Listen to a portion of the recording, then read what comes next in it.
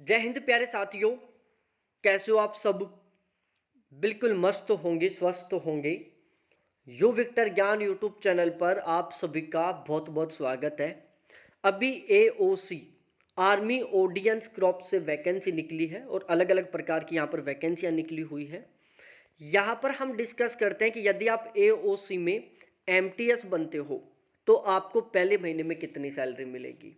और ये जो सैलरी स्लिप है बिल्कुल 100% एक ओरिजिनल सैलरी स्लिप के ऊपर आधारित है, इसलिए आप इस सैलरी स्लिप के ऊपर बिल्कुल विश्वास कर सकते हैं। यहाँ पर हम जितने भी अलाउंस की बात करेंगे, जितने भी डाटा की बात करेंगे, बिल्कुल 100% ओरिजिनल है। तो इस सैलरी के ऊपर बिल्कुल आप 100% तरीके से विश्वास कर सकते हैं। बिल्कुल एक रियल सैलरी स्लिप है ये। एक एक करके इन सभी के बारे में मैं आपको बिल्कुल सिस्टमेटिक तरीके से बताता हूँ। देखो, यदि आप एओसी में एमटीएस बनते हो तो ये 1800 ग्रेड पे की पोस्ट होती है। लेवल फर्स्ट में आती है।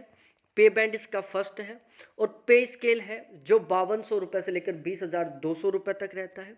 और जो एम है इसका जो बेसिक पे वो 18,000 रुपये से लेकर 56,900 रुपये के बीच में रहता है। ये बिल्कुल बेसिक जानकारी है एओसी में एमटीएस के बारे में, जिसके बारे में आप सभी के सभी कैंडिडेटों को बिल्कुल अच्छे तरीके से पता होना चाहिए।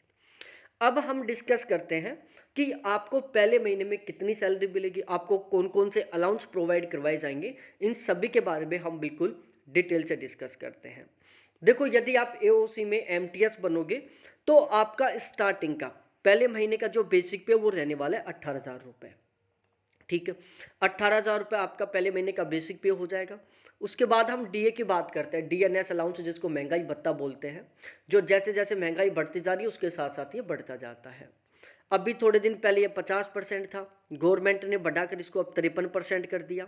जो डीए वो साल में 2 बार बढ़ता है, एक बार जनवरी में बढ़ता है और दूसरी बार जून जुलाई में बढ़ता है। अब अगला क्वेश्चन आता है कि ये साल में 2 बार बढ़ता है तो कितना बढ़ता है। देखो, ये डिपेंड करता है गवर्नमेंट के ऊपर, लेकिन ऑन एवरेज मानकर चलो कि ये हर बार लगभग 3 से 4% के बीच में बढ़ता है। ठीक है, और यदि हम पूरी साल का एवरेज लगा कर चलें तो एक साल में ये लगभग 5 से 8% के बीच में बढ़ता है। ठीक है, तो वर्तमान समय में डीए 53% है। यदि मैं 18,000 का 53% निकालता हूं तो वो निकल कर आता है 9,540 रुपये। उसके बाद एचआरए के बारे में डिस्कस करते हैं। देखो, एचआरए के मामले में सेंट्रल गवर्नमेंट ने पूरे भारत को 3 कैटेगरी में डिवाइड किया, 10%, 20% और 30%। यदि आपकी पोस्टिंग बिल्कुल गांव में रहती है तो आपको 10% एचआरए मिलेगा। यदि आपकी पोस्टिंग भारत के जो सबसे बड़े शहर है उनमें रहती है तो आपको 30% एचआरए मिलेगा। और यदि आपकी पोस्टिंग इन दोनों के बीच के शहरों में रहती है तो आपको 20% एचआरए मिलेगा।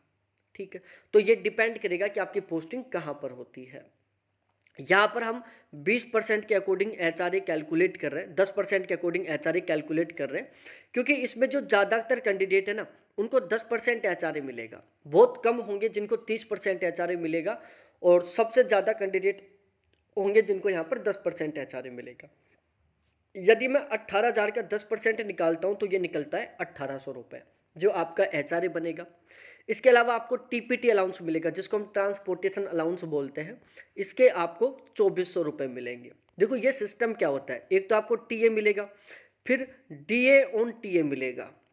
ठीक है, तो इन दोनों का टोटल कुल मिलाकर आपको मिलने वाला है 2,400 रुपये। तो टीपीटी अलाउंस के रूप में आपको 2,400 रुपये मिलेंगे। इसके अलावा आपको और भी छोटे छोटे कई अलाउंस मिलेंगे, जिसमें कोई 100 रुपये, 200 रुपये, 150 रुपये, 50 रुपये, ऐसे कई छोटे छोटे अलाउंस मिलेंगे आपको। तो टोटली कुल मिलाकर हम यहाँ पर अदर अलाउंस मानकर चल रहे हैं 300 रुपये। इसके अलावा ध्यान रखना, आपको राशन मनी अलाउंस नहीं मिलेगी। आप ये सोचो कि यार आर्मी एओसी में हम आर्मी ऑडियंस क्रॉप में है तो हमें राशन मनी अलाउंस मिलेगा, यहाँ पर आपको राशन मनी अलाउंस नहीं मिलने वाला है। तो इन सभी को मिलाकर आपकी पहले महीने की जो ग्रोस सैलरी है वो बनती है 32,040 रुपये। अब इसमें कुछ कटौतियाँ होंगी, जैसे सबसे पहले आपका एनपीएस कटेगा। एनपीएस का सिस्टम क्या होता है कि जिस दिन आपकी ज्वाइनिंग होगी उसी दिन गवर्नमेंट के द्वारा आपका एक एनपीएस अकाउंट खोला जाएगा। आपके बेसिक पे और डीए दोनों का आपकी ग्रोस सैलरी में से 10% काट कर आपके इस एनपीएस अकाउंट में ट्रांसफर कर दिया जाएगा। साथ ही साथ आपके बेसिक पे और डीए दोनों का 14% जितना अमाउंट गवर्नमेंट अपनी खुद की तरफ से आपके एनपीएस अकाउंट में ट्रांसफर करेगी। तो ओवरऑल हर महीने आपके एनपीएस अकाउंट में कितना अमाउंट आएगा, 24%, 10% जो आपका कटा, 14% गवर्नमेंट ने जो आपको प्रोवाइड करवाया। तो इस तरीके से आपको एनपीएस अकाउंट में हर महीने 24% अमाउंट आएगा और इसके ऊपर आपको लगभग 10% के अकॉर्डिंग ब्याज मिलेगा। और जब आप रिटायरमेंट लेकर आओगे ना, तो विद इंटरेस्ट के साथ ये आपको वापस मिल जाएगा।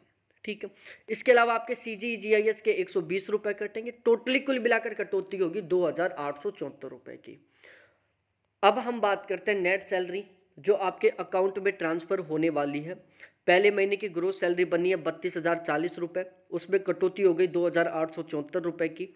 तो पहले महीने की आपकी नेट सैलरी बनेगी 29,166 रुपये जो आपके अकाउंट में ट्रांसफर होगी। ठीक है, जो कि एक बहुत अच्छी खासी सैलरी है।